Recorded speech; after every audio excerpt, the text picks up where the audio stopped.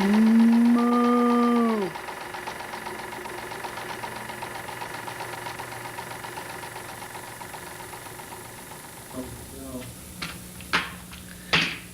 I can't believe you haven't shown this one to me. I thought we always showed each other our home movies first. You are first. I haven't shown this one to anybody yet. I thought you said it's been done for months. So? So why didn't you show it to me then? Where is that thing at? I didn't think you were ready to see it then, okay? You know, I think you should be by now. Why? Oh, wait a minute. Is this like that snuff movie you did before? Where the murdered woman turns out to be a mannequin whose wig slipped off? It was a parody of a snuff movie. Right. That's why you had that girlfriend of yours, the nurse, on duty, in uniform while we watched it? That was just for effect. Now, do you want to watch this or not? Take it easy, take it easy. So why am I not prepared for this? I said I thought you were ready now. Well, why don't you just tell me then? Okay. There's some stuff in here from my honeymoon. Your honeymoon with Cheryl? No, my honeymoon with Jane Fonda. Let's just watch it, okay? I'm sorry I made such a big deal about it. What kind of stuff? Graphic sex, bestiality. Why don't you just relax, okay? She's yours now. She'll be yours forever, okay? This is the past, you know? Would have never used it except for it's some really great stuff.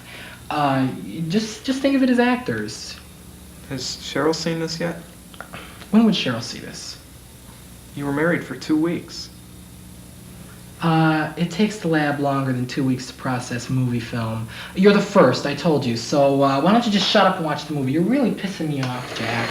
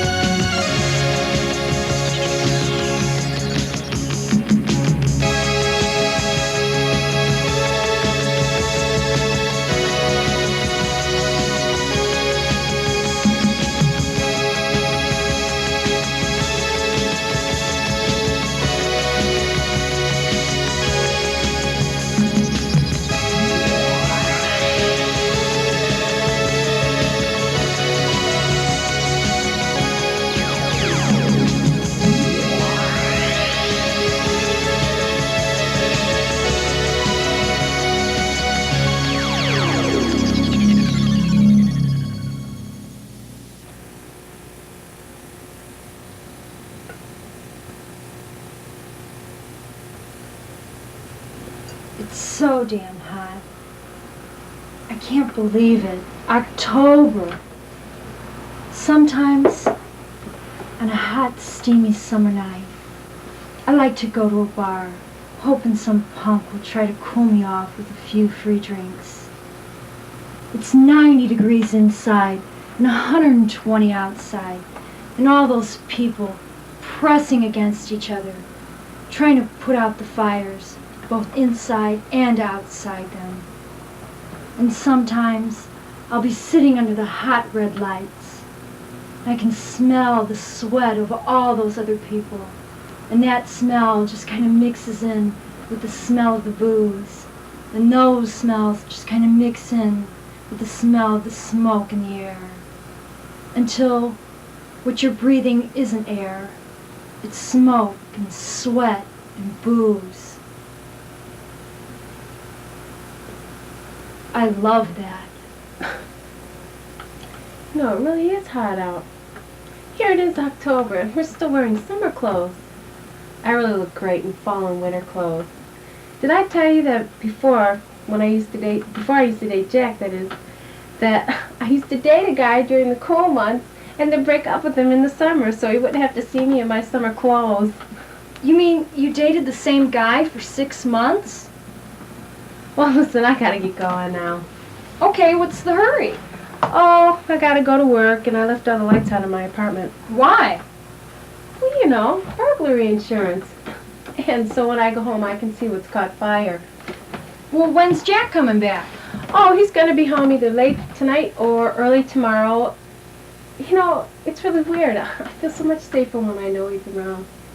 Well, why don't you just pick somebody up? Right. Well, listen, I gotta get going. Bye. I'll call you late next week, okay? Bye.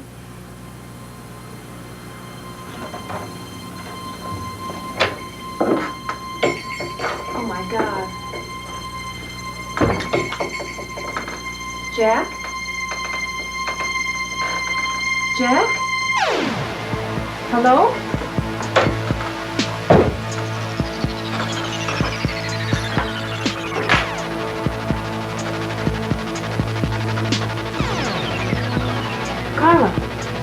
Carla, this is Cheryl. Yeah, I came home and my lights were off. Yeah? No? Remember I told you I left them on? Yeah? No, I put the switch on and they came on. Yeah? Listen, would you wait a while till I check the apartment? What do you mean, what for? You just hold on, please.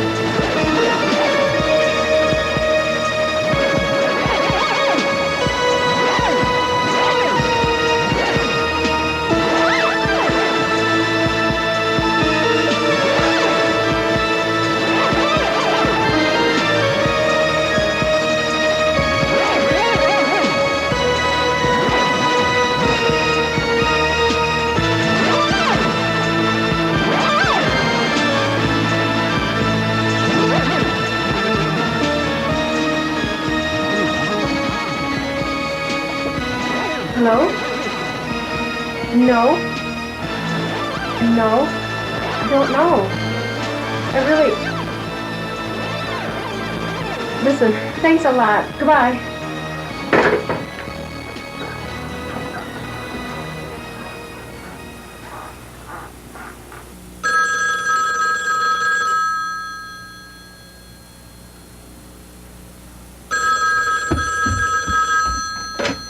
Hello? Hello?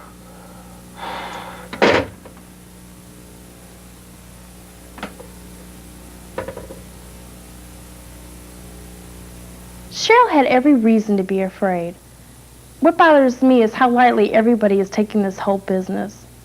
I mean, everybody's afraid of something. Everybody. I'd bet you money that almost everybody is afraid of some huge, stalking stranger, breathing heavily and carrying a butcher knife, breaking into their home and stabbing them to death. I mean, I know I am. You know that book, Statistics on Deadly Quarrels? Lewis F. Richardson says that every 66 seconds somebody is killed by war or murder.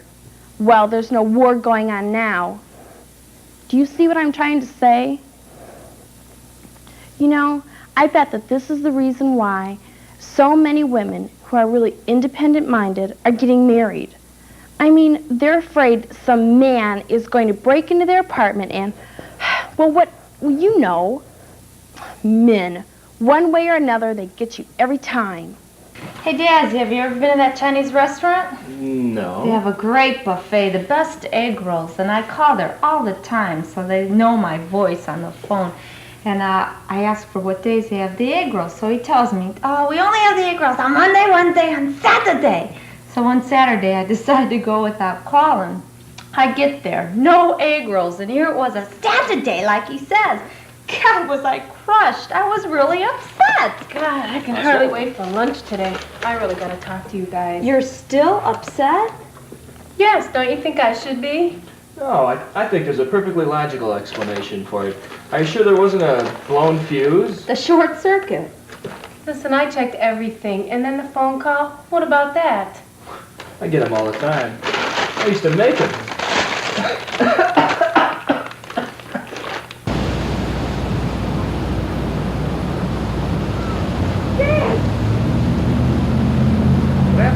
Someone's broken into my car. Yeah, I dated Cheryl a while back, you know, but I had to break things off, you know. She just doesn't keep up with the world, you know. I'm like standing outside of the unemployment line this one time. Big building, unemployment office right there. Can't miss it. She comes up to me, and you know what she says? She says, "Are you standing in the unemployment line?" I said, "No, I thought this was a line for E.T." You know, the girl just doesn't keep up with things. Like me, I buy my underwear 2 sizes too small just to keep on my toes, you know?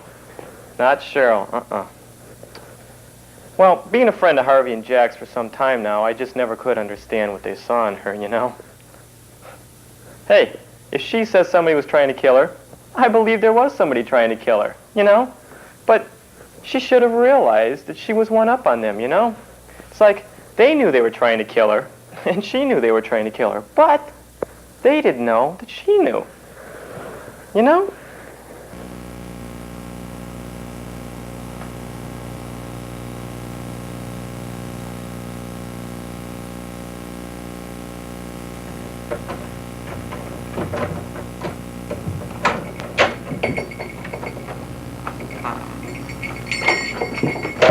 Jack, you lousy mother grabber, you scared me to death. Gee, I thought I was a good mother grabber. Some welcome. You deserved it. Do you know what's been happening to me since you left? My car, my apartment have been broken into, and they're calling every night. Have you been to the police? I just was. They can't do anything because nothing's been damaged or stolen. I'm really scared, Jack. Don't you think you're making too big a deal out of all this? Well, yeah, don't you think it is? Well, I mean, nothing's been stolen or damaged. Right. And I go along, business as usual, right? No. I think you should be cautious, but I don't think you should dwell on it. Would you like to hear my theory on this kind of thing? No. Okay. Now, for every normal person on this earth, there's a psycho. Get it? It's kind of like they say everyone has a twin. Well, I think everyone has a deranged killer out there that someday they'll meet up with. What you have to do is prepare yourself for your run-in with your assigned maniac. Maybe all this has been it. Maybe it hasn't. It's one thing for sure, though. You can't fight the inevitable. Are you pulling my leg? No, Well, where did you get this anyway? From the Twilight Zone? no, it's very logical. Just think about it, Cheryl. Think about it. I'll probably have nightmares about it. Sorry. I was really starting to worry about Cheryl. I mean, you have to be prepared for this kind of thing, but she was just getting ridiculous. I realized she was in a dead-end job and she needed something to focus her creative energies on. But why build up these stories about people trying to kill you? I mean, couldn't she have tried macrame? I really think that when you dwell on this paranoia thing, you're really courting disaster. It's kind of like that joke. Okay, see, there was this guy. His name was Pete. And all his life he was a fanatic golfer. Loved it more than anything else in the world. Well, for some reason lately, Pete was obsessed that if he stepped 1 foot out of his house, somebody was going to try to kill him. So consequently, he never left. Well, this went on for a few months, and then he heard about a golf tournament coming to town. And being the avid golfer that he was, he really wanted to play in this tournament. But he was obsessed that if he went outside, he'd be killed. Well, the tournament date came closer and closer, and Pete finally decided he was going to enter this tournament. So the tournament date came, and he left his house. Nothing happened, so he thought, well, maybe it was going to go all right. So he shows up at the golf course and starts to golf, and he was a little nervous at first, but as a few holes went by, he was really acting pretty normal. And by about the 3rd or 4th hole, he was actually winning the tournament. So Pete's playing, having the time of his life. He gets to about the 13th hole, and this little black cloud appears in the sky. He doesn't pay any attention to it, so he plays another couple holes and just really doing great, and this cloud keeps getting bigger and bigger and following him from hole to hole. So he still doesn't pay any attention. So he gets to the 18th fairway, and this cloud is enormous, this enormous black cloud. So he comes up to the 18th green, and all he has left is about a 1-foot putt, and if he makes the putt, he wins the tournament. So Pete steps up to the ball and gets ready to line up his putt, and this enormous bolt of lightning comes out of the sky, strikes Pete down. There he is, laying on the ground, and in his dying breath, he looks up at the sky and says, "Why me? Why me?" And then all of a sudden this booming voice comes out of the clouds. "I don't know, Pete. Sometimes you just piss me off." Do you see what I mean, though?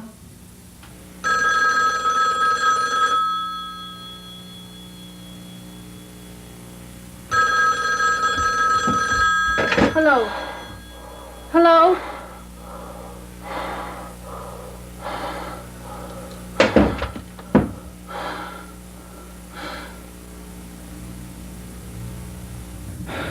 The only time she came to me about it was one day when she'd called off work.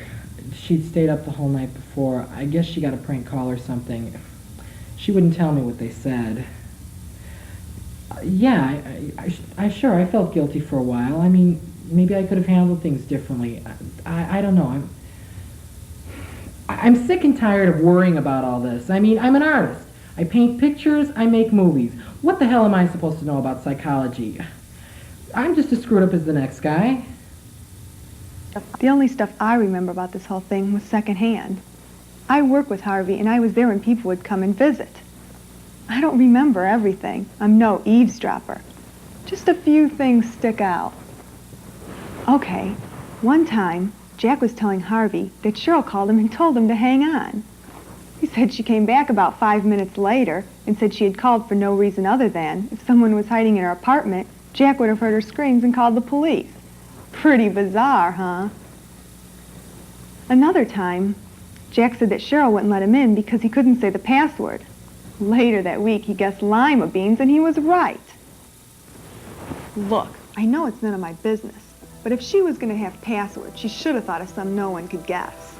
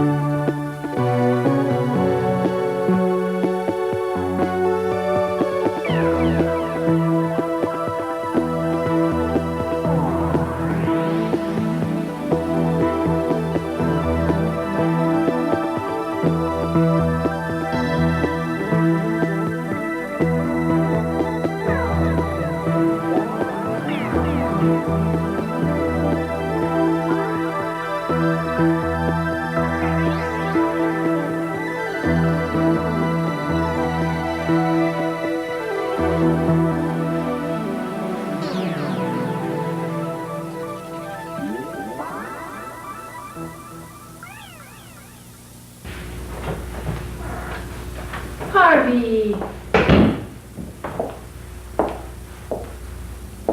Harvey! Cheryl, what are you doing here? Well, I needed somebody to talk to. Does Jack know you're here? January, take a break. I'm gonna talk to my ex-wife. No, What? Jack doesn't know I'm here. He thinks I'm crazy. Really? Can I offer you something? No thanks. Something? A Coke? No. Bit of honey? No, thank you. Sucker? No! Kiss? Can we just please talk? Hey, you don't have to bite my head off. I'm just being a gracious host. Oh, yeah. I forgot how gracious you were. What's that supposed to mean? I'm sorry, nothing. Can we just talk, please? Shoot. Somebody's trying to kill me. Really? I think somebody's trying to kill me. My car and my apartment have been broken into, and I keep getting these phone calls. What kind of phone calls? Obscene phone calls, breathers, or they just hang up. What did the obscene ones say? Well, that doesn't matter. And I feel like there's somebody watching me. It's Watching you, really? like more like a feeling. I know there's somebody out there just waiting to kill me. Harvey, I'm in danger. Certainly sounds like a dangerous situation. I really don't know what to do. I'm scared. Harvey, please. Get off it, Cheryl. You come here with this story just like the old days. What do you expect? Oh, what do you mean? You come here with this made-up situation. It's just like the times on the Washington Monument or the railroad tracks or the roller coaster or... Harvey, how could you think such a thing? I would never. Not after the way you tore me up inside. Hey, come on, Cheryl. I was never rough with you. What'd you do, have x-rays taken or what? This conversation is over. I'd have thought by now we could have talked like normal adults. Hey, yeah, well, I'll tell you what I think. I think Jack's right. You are nuts.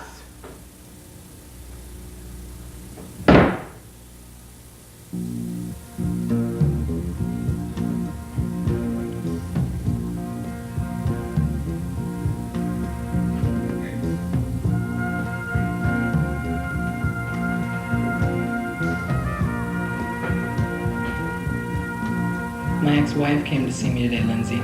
Oh? Yeah, she thinks somebody's trying to kill her. Really? Yeah, I feel so bad. I don't know what came over me, but I started coming on to her. Oh? Yeah, that wouldn't be so bad, but she's seeing Jack. Nothing happened, though. No. Oh, don't worry about it then. Yeah, but I don't know if I ever told you this, but when I married Cheryl, she was engaged to Jack. What? Yeah, he went away on business, and we got married then. It only lasted 2 weeks, but in that 2 weeks, we went through 60 years of marriage. How do you mean? It was enough married life to last me for the next 60 years. I just, I feel like Jack doesn't trust me. And then today...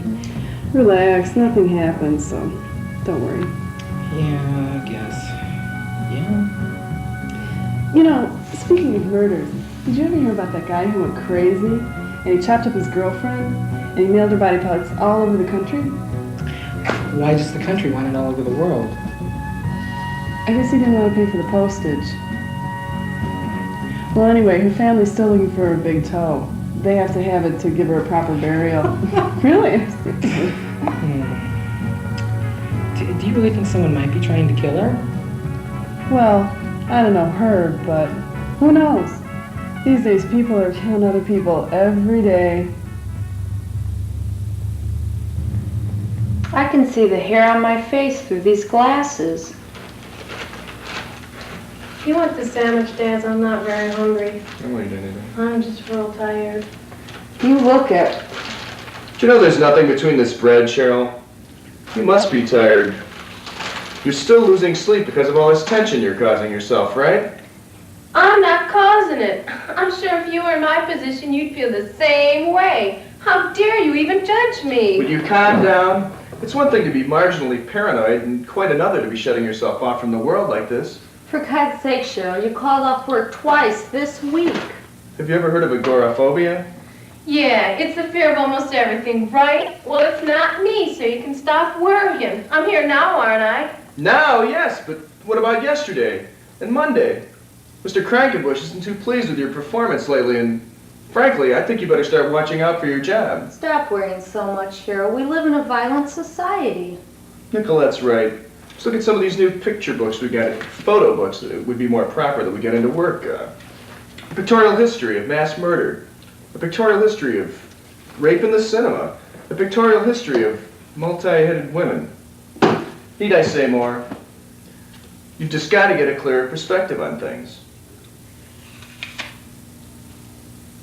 What I want to know is, who the hell was trying to kill her? I mean, here she is running around crying about some mysterious stranger out to get her.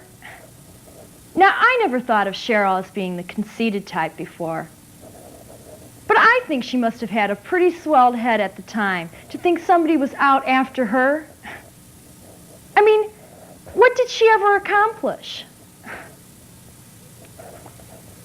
Now, I could see random murder, but you don't expect that. And she was being such a whiny candy ass about the whole thing. I mean, of course, I felt really bad, but you can't live in fear. I've picked up hundreds of guys before, and I've seen looking for Mr. Goodbar. Twice. So, after they say their marriage vows, he picks her up to carry her out, right? Only before we know it, he's carrying her out over his head, like this. And he wasn't walking out, he was running. I mean, really fast. Well, what was the bride doing? She was screaming. It was great. Then afterwards, I got really loaded and went back with this guy to his motel room. Who? Kodu something. He was foreign, you know. He had a turban and a ruby on his forehead. Oh. This guy was really into vinyl. I mean, really into vinyl. Do you know what I mean? I think so. He had vinyl everything. Vinyl luggage, vinyl clothes. He even had a vinyl cover. I don't for think his... I'd want it. Here it is. I asked him what kind of cologne he had on, and he told me he wasn't wearing any cologne at all. It was new vinyl. I asked him how he wanted to do it, and he said the wheelbarrow position. You know what that is. No. Well, first you grab your partner's legs, and you... I don't think I want to know. Okay, suit yourself. He was the wildest guy I ever met. He sounds an awful lot like my ex-husband. Really? Listen, can we talk about something else? Okay. So, are you over your paranoia trip yet? I am not on a paranoia trip. I get these phone calls. The other day I was watching this program. It was all on the dangers of... That's your problem. You watch too much TV. And as far as those phone calls are concerned, you've got to learn how to handle them more aggressively. You can't just gasp, squeal, and hang up the phone. I resent that, Carla. Look, I was just reading this article. It's all on how to handle these type of calls. Well, you're still getting them, aren't you? And what are you reading this trash for? You read the newspaper, then you wonder why you're paranoid. Somebody's trying to kill me. It's so obvious, and I can't put it away to just coincidence anymore. Who then? Who's trying to kill you? I don't know. It's just so obvious. What seems so obvious? It seems to me it's about time somebody straightened you out. Every time that I ride the CTA or the RTA or whatever the hell it is, there's always some creep trying to cop a feel. And every time that I go to my car and it's parked somewhere, there's always a bunch of kids trying to pry open a door. And I've been chased so many times, I swear I'm in shape for the Boston Marathon. It doesn't happen all at once, though. Come on. Cheryl, you're watching too many, you've seen too many horror movies. Listen, you come in here, you tell me not to watch the TV, can't read the newspaper, I can't even go to the movies. Listen, just because you made it with the guru does not give you license to be a psychologist. Cheryl, you're such a wuss. Listen, I never denied that you were my friend, and I also never denied that you were one colossal pain in the ass. Carla, take a hike.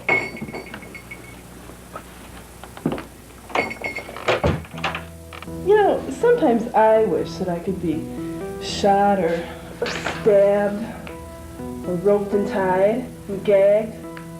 Bound and gagged. Yeah, that'd be really good. Well, bound is roped, isn't it? Both.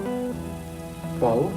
Sure. Bound and roped? Isn't it? Bound Oh, bound is and like your... Oh, gang. Okay, sorry. Yeah. You know, shot. Stabbed, I think. The stabbed would be the best. Yeah, stabbed would be the best. I don't know. What else? Well, I don't know. Guillotine, that would be really good. I don't think they do that anymore, though. Sure they do. I think it would hurt. No. I heard a story once that after they did that, you know, chopped off people's heads, that for 2 minutes or so people were still alive, their heads were gasping for air and trying to speak. No way. For real. I don't know. No way. No way. So why do you want this to happen? Why do you... Oh, you know, that's just so boring. Every day it's the same old thing. Yeah. Just once. I would like to be the prey. I'd like to be abducted or just chased down the street by a bunch of guys. That'd be great. What if they caught you? That'd be even better. I don't know. I don't think I'd want to be gangbanged or anything. I think that I'd rather just witness the murder, not be an eyewitness. You're sick. I don't know. You know, a lot of times I kind of feel like, you know, like I'm in the kitchen with somebody. Yeah. Just to pick up a knife and just stab them. You know, just right through the heart or in the stomach. You know, what would it be like? What would that person's reaction be? I mean, if they were my friend, what would they think of me? God, what would they do after? You mean you really think about stabbing them? Well, yeah, what would happen? What if they turned around and took the knife out and stabbed you back? That would really be a drag. Let me think. All right, the last time I saw her, well, I talked to her actually, was the day she called into work to say someone was watching her through her apartment window. I told her she better come in, but she said she just couldn't. Our boss, Mr. Krakenbush, grabs the phone out of my hand and says if she doesn't come in, she can just pick up her check at the end of the week. She just quit. She must have really been scared. I didn't talk to her again after that. You know how it is when you really like someone you work with. Even after they're gone, you still think about them. But it's almost impossible to keep in touch. Well, the old Borden branch just won't be the same without her. That's the library we worked at, the Borden branch. We used to call it the Lizzie Borden branch.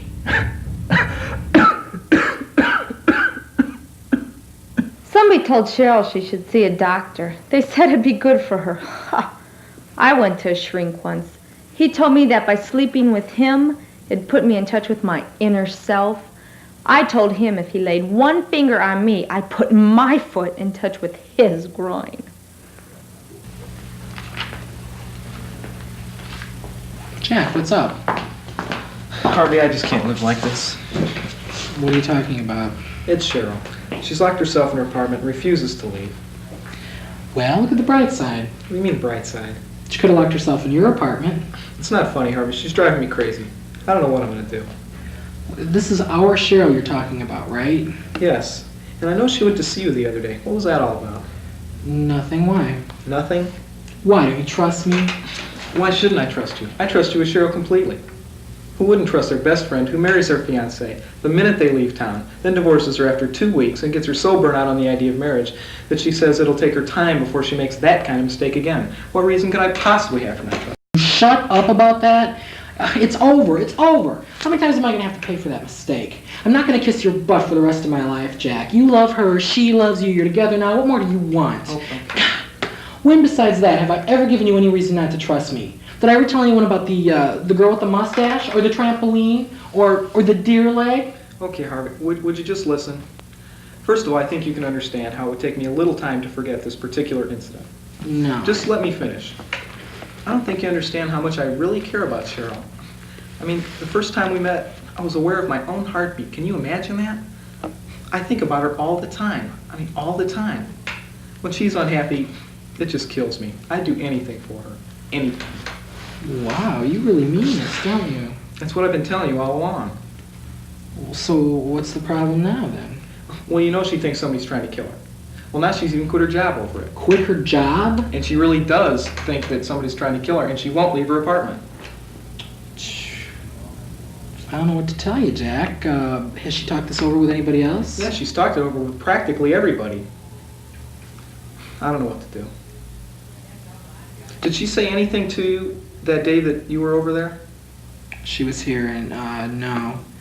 No, nothing you haven't said already. Well, what about when you two were married? Whoa, this really must be bugging you.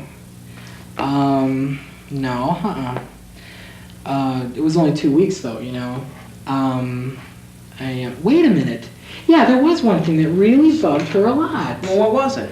Well, in my other apartment, in the upstairs bedroom, there was this humongous hole, and she wouldn't go in that room, ever. She was really afraid of falling through. She wouldn't even set foot through the doorway. Did she ever go in that room? Yeah. Yeah, and finally she was cured, and she went in there all the time. As a matter of fact, I think it was her who fixed the hole. How? With some 2x4s. No, I mean, how was she cured? She ran in there one time, she forgot completely about the hole, fell right through. She didn't break anything or hurt herself really bad. The next thing I knew, she was in there fixing the room all the time.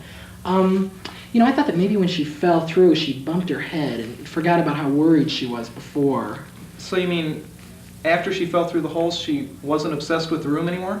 Right. It was almost as if all that time, what she really wanted was to fall through that hole, you know? It was like, it kind of freed her. Strange, huh? Yeah. You know, when I was a kid, it was the same about bees. It's like, I was always afraid a bee was going to sting me, and then one time a bee did sting me, and I wasn't afraid of bees anymore. It must be the same with Cheryl. No, I don't think she's afraid of bees. No. Okay. So she's afraid of being killed the same way she was afraid of falling through that hole in the floor. Now, if she was cured about the hole by falling through the floor, then the way to relieve her of her anxieties is to... Kill her. No, you don't. You're not... Thanks a lot for the help, Harv. I'll talk to you later. You're just kidding, right? I'll call you back later. You're just kidding, right? It was a very long driveway, but not too long, because at the end was her destiny.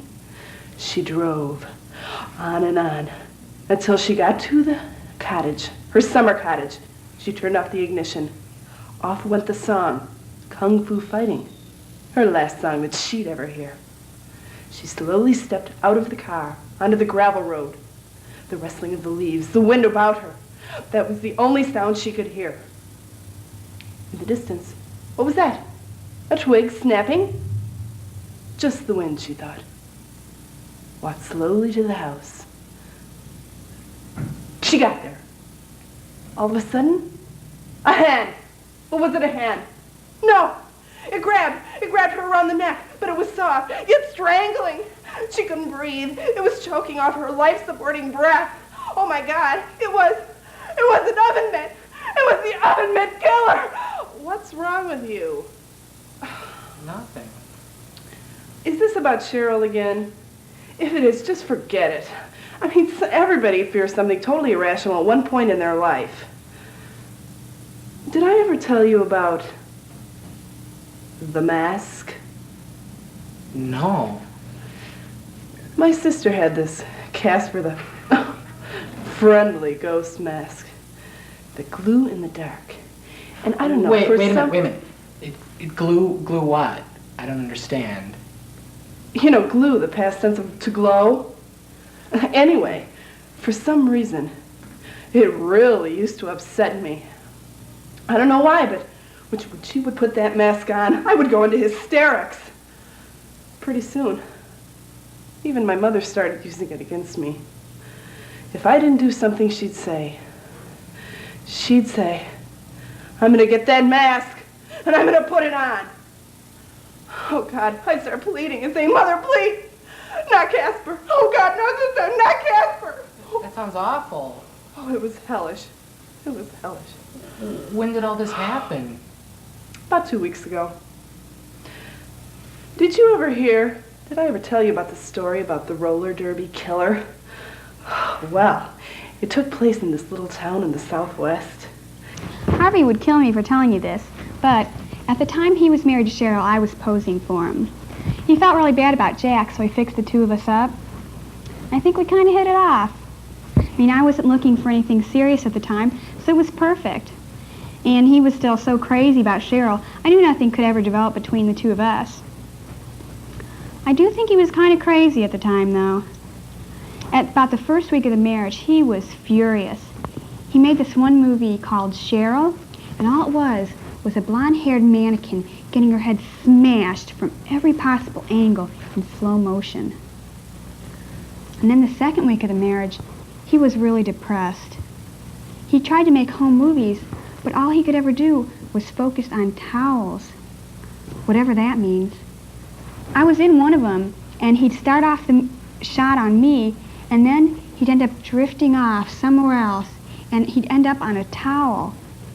And in another one, he had me wear a towel. And when we got that one back, my head was cut off. And then the only thing that filled the screen was the towel.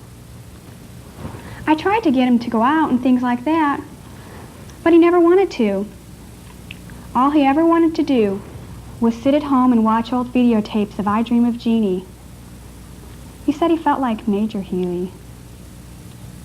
Yeah, it was kind of sad. Why did you ever marry Cheryl? I don't remember. That's pretty strange that you don't remember why you married someone. She married me too. What's all this about? You want to get married or what? No! And that's no excuse. What about me, you stupid shit? What about you? Forget it. All right, look. Yeah, I screwed up one three-way friendship that didn't mean half as much to me. I don't want the same thing to happen to us. You're saying that even though nothing is happening between me and Jack right now, that if you and I got into a serious relationship, that might ruin our three-way friendship? Probably. Why? I don't know. It's maybe the change is too big. You know, Jack cares about you a lot. He's getting married, though. Yeah, I'd be pretty upset if you and Jack were getting married. That's different. That's not the situation right now. I guess so. God, Harvey, you know, sometimes you really piss me off. Jeez. You know, for a group of supposedly hip people, and don't misunderstand me, they are my friends, Jack and Cheryl and Harvey and Lindsay sure have some middle-class values. With all this talk about art, and culture, and primal fears, and relationships, and orgasms, and whatever, I guess I'd call them upwardly mobile, with an accent on the bile. Even their nightmares are middle class. I mean, I've seen some pretty well-made thrillers. Vampire Hookers, I Eat Your Skin, Rape Squad. I wasn't scared. I didn't dream about any of them. I'll give you an example of a nightmare. I have this recurring dream. It's late at night and I'm driving. The streets are shining because it's been raining and it's hot. There's steam everywhere. I'm driving really fast, about 120 miles per hour, and there's a green light up ahead. Just as I approach it, suddenly it turns to red. I have to stop. The light turns green. Start driving again, get back up to about 120, and I'm approaching another green light, and I speed up to make it, and it changes. This goes on and on throughout the dream until finally I wake up in a cold sweat. Whenever I'm driving now and I'm approaching a green light, this awful tense feeling comes over me. My stomach gets all tied up in knots.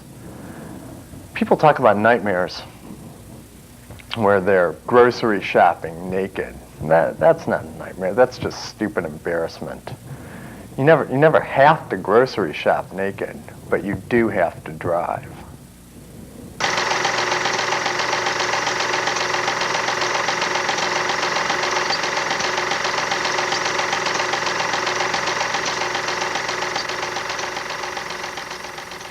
Lindsay, I just ran into Jack outside. He seemed like he was in an awfully big hurry. Do you know where he was going, or? Well, I think he was just going to Cheryl's for dinner. He's probably late or something. Oh, well, was he here a long time? What was he doing here? Well, no, he was just feeling insecure, so he came over for some reassurance. Oh. Listen, if you ask me, I think Jack did what he felt was necessary. He loved her, he really did. I'd say that Jack was obsessed with Cheryl. Besides, sometimes we do things without ever taking the consequences into consideration. One time, when I was younger, I gave my little sister a Snuggie. You know, when you grab the waistband of someone's underwear and pull it up really hard. Well, I was just trying to be zany, you know? But I guess I pulled a little too hard because she started crying. The way I remember it now is her suspended in midair by the elastic band of her underwear. But you know how memories are. She's sterile now. You just never know. He's cracked. He's lost his mind. Oh, God, what to do? What to do? Would you please sit still? God, just cool it. I know you and Jack. He's just doing this to see how far he can take you this time. He tried it on me, but I just went along with him. What did you say to him? Relax, nothing. What did you say to him? I don't remember. Oh, he said he came here looking for support. You gave it to him. What did you say to him, Lindsay? I just said that it would put an end to the strain in your relationship, too. How could you, Lindsay? Why? Why, Harvey? Don't you see? Whatever he does, we're in on it. We're equally responsible. We're accomplices. Oh, my God, I'm going over there. No, wait, you just sit down. Now, just think about what you're saying here. This is your friend we're talking about. You don't think that he'd really murder Cheryl, do you? I mean, I know he's angry right now, but... Wait, you don't understand. He's obsessed with her. She's not just any girl to him. He doesn't consider it murder. He thinks he's getting rid of her fears and anxieties about all this. You understand what I'm saying? He's not thinking clearly. Whatever he's going to do, he's going to do out of love for her. No, I know Jack, and he's not capable of that kind of violence. No. I'm sure he'll realize how foolishly he's been thinking. Not if he's with Cheryl, and not after you and I gave him support. No, now you just sit right there until you start seeing things clearly. Here, read this. It'll take your mind off of things. Guns and ammo? I'm going. Where's my movie camera? No, Harvey, wait! I don't care what anybody says. I know there's somebody out there planning this very moment to kill me. Couldn't we please talk about something else? You know this kind of talk only upsets us both. What's it going to take for you to forget this whole thing? Something big, I'll tell you that. I wonder who that could be.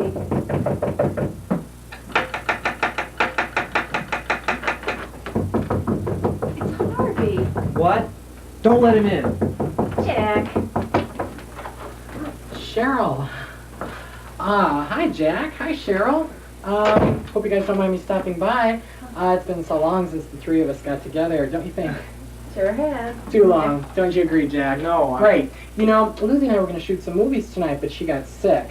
So I thought, maybe I could come over here and it would be a perfect time to get some of the two of you. What do you guys think about that? I think good. Okay, I'm just going to set up over here, so don't mind me. Harvey, can I get you something to drink? No. Yes. Yes. Yeah, I'll have, do you have some coffee, maybe? No, I don't have Coffee, that. then. Coffee sounds good. Harvey, it'll take a while. Oh, no But I problem. just No, there's no problem. Take your time. What are you doing here? For God's sake, I couldn't let you go through with it. You're crazy right now. I'm going to bust your head open if you don't get out of here. Care to step outside and say that? Go ahead, I'll follow. We're in this together, Jack. As your best friend, I feel it's my duty to stop you from committing a very serious crime. You're acting like a raving lunatic. As your best friend, I feel it's my duty to act like a raving lunatic. Why can't you just ever let things go?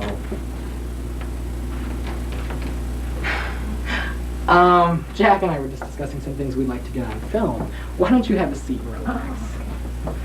Okay, we'll do some movies. We'll use these. No, Jack, we already used those. No, you and Cheryl used them. I've never used these. Really? Okay, then I use the scarves. You don't want them in your shots too, do you? Why not, Harvey? I've grown accustomed to sharing things with you. Jack, I mean it. Listen, this has nothing to do with you, so why don't you stop worrying about it and go home. I'll call you later. Look, Jack, you're acting crazy right now, so why don't you just give me the scarves?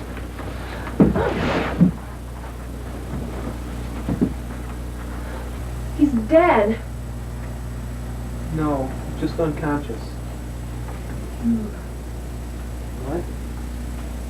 It's been you. All along, you've been telling me I've been crazy. But you've been after me. And Harvey knew. And he came here to save me. No, Cheryl, you don't understand. I think I understand. I love you. Okay, that's great. I'd Hey, never do listen. that. I only want what's best Jack, for you. you're a skip. Come I'm only on, going to do stop. what you want me to.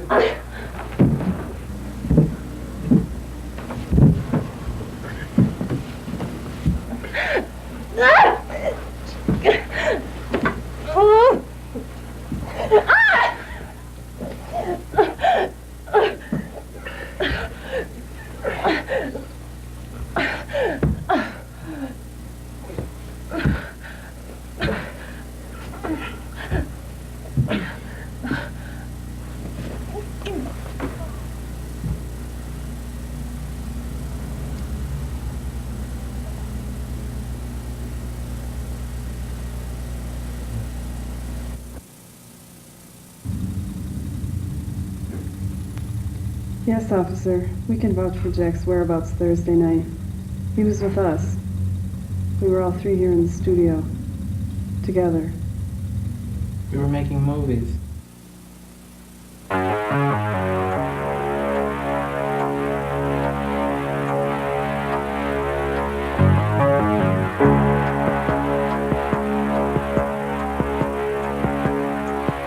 Art Deco nights of black and silver, home from the party alone. Lights of the city, thousand stories, distant ringing phone. Red vinyl lips break into a pout, size of a summer night. Binoculars, black lingerie. He calls every midnight. He can control you. There's nothing he can't see. Trapped in your own room.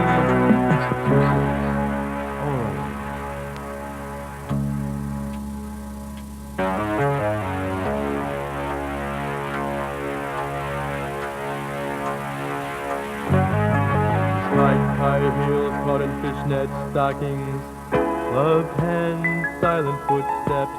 If he doesn't call tonight, she'll just die. She writes her name in cigarette smoke on the windmills of his mind.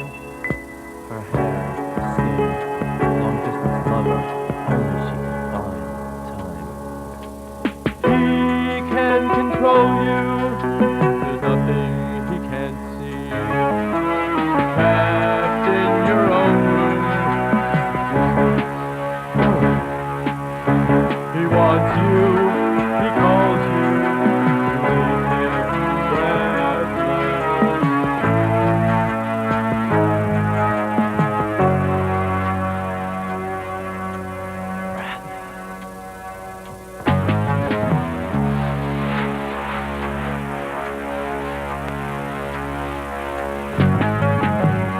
Her steps the splendor, his eyes receive her. No message, just to be near her. His need for her grows stronger. One day their minds will connect. Her private shows leave him wanting. Someday soon he'll collect. He can control